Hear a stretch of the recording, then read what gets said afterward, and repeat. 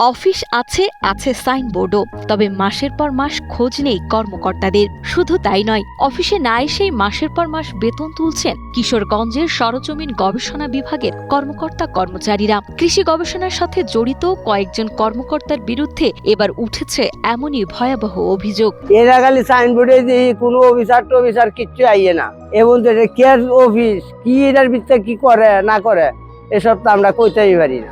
সরকারি অফিস থাকলে লোক না থাকলে অফিসটা করুন কি, তাহলে তো জঙ্কার মঙ্কার খাইবো। যখন মেঘ বৃষ্টির দিন যখন খাইবো, এরা তালা খুলে না তো।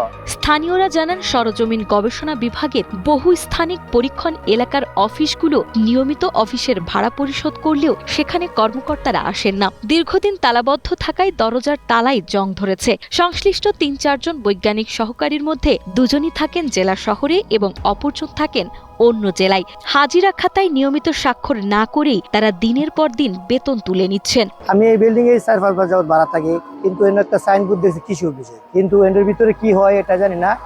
আসতেও দেখি না, আবার ঢুকতেও দেখি না, শুধু তালা মারা। কৃষকের জন্য যদি এটা করা থাকে তাহলে কৃষক কেন জানবে না যে এখানে একটা অফিস আছে তাদের? আর যদি কৃষকের জন্য না করা হয়ে থাকে তো এখানে অফিস রাখার তো কোনো মানে হয় না। এই অফিসটা কি কাজে? শুধু কর্মস্থলে অনুপস্থিতিই নয়, মাঠ পর্যায়ে কৃষি প্রদর্শনীর নামেও ব্যাপক অনিয়মের অভিযোগ উঠেছে এসব কর্মকর্তার বিরুদ্ধে। কৃষকদের অভিযোগ, প্রদর্শনীর নামে বড় বরাদ্দ থাকলেও তারা সামান্য বীজ ও উপকরণ পান। এমনকি এক কৃষকের ঘরেই 15টি প্রদর্শনীর সাইনবোর্ড ফেলে রাখার প্রমাণ মিলেছে। সেই সাথে কর্মকর্তারা মাঠে না থাকায় ফসল আবাদের সময় নানা সমস্যা নিয়ে তালাবদ্ধ অফিসে এসে খালি হাতে ফিরে যাচ্ছেন ভুক্তভোগী কৃষকরা। 3500 টাকা আমার খরচ হয়েছে। আমি কৃষি অফিস থেকে পাইছি 1500 টাকা। বরাদ্দ সরকারের কি দেয় না দেয় নাকি এটা তো আর আমি জানি না, আর আমার যাই দিচ্ছে নাকি আমি তাই পাইছি। জমি থেকে কিছু আক্রান্ত মরিচের গাছ উঠায় আজকে অফিসে এখানে আসছি আর কি।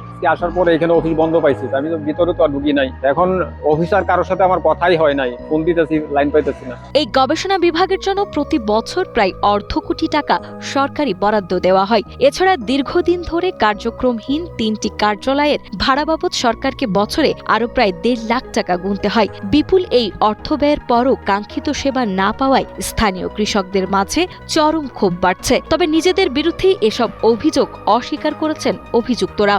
কাজ করতে দেয় অফিসে আর ঢুকে হয়। আবার যখন অফিসে যখন কোনো কিছু এরকম হঠাৎ করে কিছু রাখার দরকার লাগে তখন অফিসে ঢুকে। আর আমাদের তো কৃষক ফাংশন এমনি কৃষক ফাংশন নাই, আমরা যদি অন্য কৃষি অফিস অথবা এরকম নেই, ক্যানারি নাই, অফিসার নাই, কেউ নেই। আমি একা মানুষ। আমি কতক্ষণ অফিস খুললে বসে থেকে আমি মাঠে থেকে মাঠে কাজ করে বেড়ায় মাঠ গাছ গুছিয়ে দেখে আসে, আমি অফিসে বেশিক্ষণ তাই বরাদ্দ কত আমি তা বলতে পারবো না, এটা বছরা কইতে পারবো। ঊর্ধ্বতন কর্তৃপক্ষ যেভাবে নির্দেশ দেয় এসব অনিয়মের বিষয়ে সংশ্লিষ্ট বিভাগের প্রধান বৈজ্ঞানিক কর্মকর্তা অভিযোগের সত্যতা স্বীকার করেছেন। তিনি জানিয়েছেন, অনুপস্থিতি ও হাজিরা খাতার স্বাক্ষর না থাকায় বিষয়টি খতিয়ে দেখে দ্রুত প্রয়োজনীয় ব্যবস্থা গ্রহণ করা হবে। মাসে একদিন আপনি অ্যাক্সিডেন্ট নাই সাইন করতেই পারেন, ওটা কোনো ব্যাপার না, কিন্তু পুরা মাস আপনি ব্ল্যাঙ্ক। এখন মাঠে যাব, মাঠে গুলো দেখবো এবং তারা কি ধরনের কাজ করে, তাদের কোথাও ড্রব্যাক আছে কিনা সেগুলো ফাইন্ড আউট করে ওগুলো মিনিমাইজ করার চেষ্টা করবো।